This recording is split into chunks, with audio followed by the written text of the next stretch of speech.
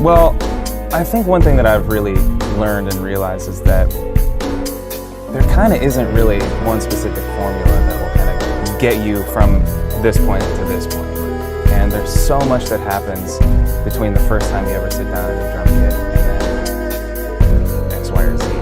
And so I think the way that I did things as a drummer maybe totally wouldn't work for somebody else, and the way that they did it wouldn't work for me. So I think that a lot of it is kind of finding that, realizing you have that passion first, which I remember when I felt that, it was one of the coolest feelings that I've ever. I remember sitting in playing at the electronic kit and then plugging it in, and I was like, "Those are the guys in here, but I'm going to turn it up and play this drum beat that I just learned." And that was something so special to me, and something that I felt really, truly was worth pursuing and working hard at, whether or not it became successful. I knew that that's what I wanted to do. And from then, I realized that as a drummer, you can't really go and just be like, "I'm starting a band." I mean, I guess you could, but for me, I couldn't just be like, "All right, I'm starting a band," and then just kind of like take that and run with it. You kind of have to find, I mean, first of all, you have to just find other people that are like-minded and doing what you want to do. But for me, I felt that because I felt that sort of, I couldn't really control where I was going. I just felt that it was important and necessary to kind of network, and and I would say yes to pretty.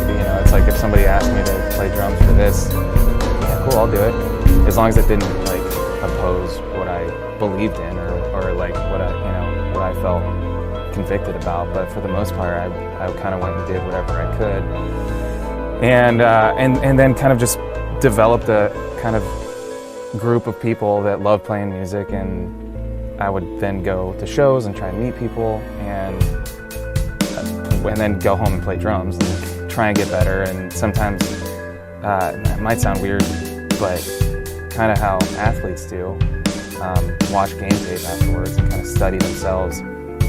I would just set up a camera while I play and then just watch it and dissect it and figure out how I can improve and get better. Or I watch myself play a drum fill and I'm just like, it doesn't sound really cool, it doesn't really fit, or it doesn't look very cool, and I think I can do something a little more exciting just from watching it. Because what I feel in my head and when I do it, it feels way different than how it's so even now, I go on YouTube and watch performances and critique us, the stage in general, but then myself as a musician. So just play all the time and try and be really critical of yourself, which I think is a natural thing, but I'm always so critical of myself. And meeting people that have the same passion and desire as you, and then get creative with it. And don't worry about following a format that you've heard before. And I think that if you're truly creating something that you want to do and you're passionate about, that you really like, maybe bounce that off some close friends who care about you,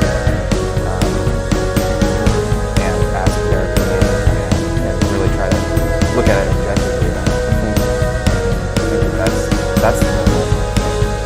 And playing and writing songs that you love, and you have a good time performing. I think those are some